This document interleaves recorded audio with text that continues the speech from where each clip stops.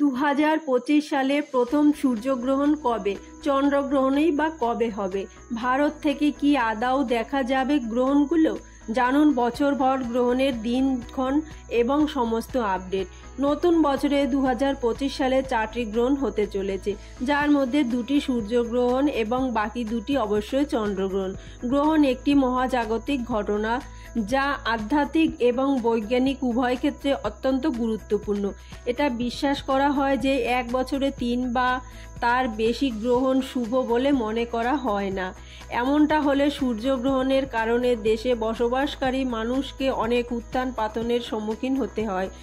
আসুন এবার জেনে নেওয়া যাক নতুন বছরে কতগুলি সূর্যগ্রহণ ও চন্দ্রগ্রহণ ঘটতে চলেছে। 2025 সালে প্রথম চন্দ্রগ্রহণ হবে দোল পূর্ণিমার দিন, অর্থাৎ মার্চ মাসের 14 তারিখ। আর এই গ্রহণগুলি ভারতে দৃশ্যমান নয়।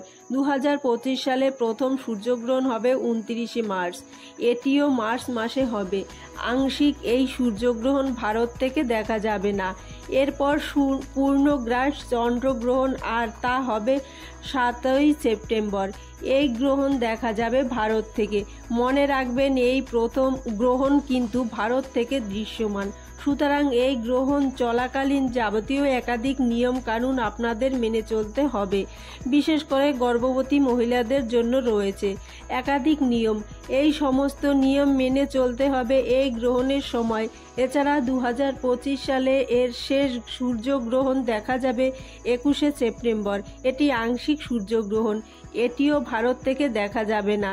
এই গ্রহণটির পাশাপাশি আপনাদের সঙ্গে আরও জানিয়ে দিই, চন্দ্রগ্রহণের যেহেতু ভারত থেকে দৃশ্যমান, তাই এই দিনটি কি করবেন এবং কি করবেন না।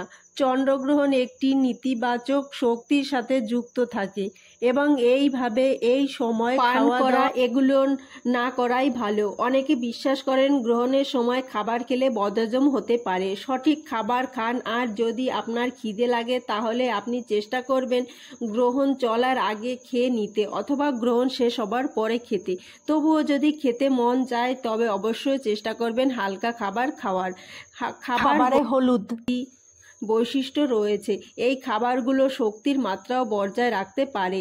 এই সময় নারকেলের জল, আদার জল, তুলসী পাতার চা, তাজা ফল আপনারা খাবার খেতে পারেন। এছাড়াও চন্দ্রগ্রহণের সময় ভুল করেও ঘুমাবেন না।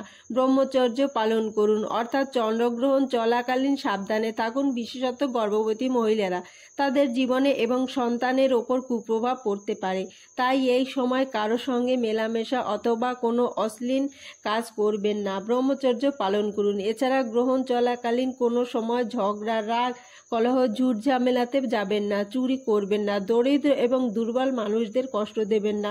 গ্রহণের সময় সতর্ক থাকুন এবং ঈশ্বরের নাম গুণগান করুন।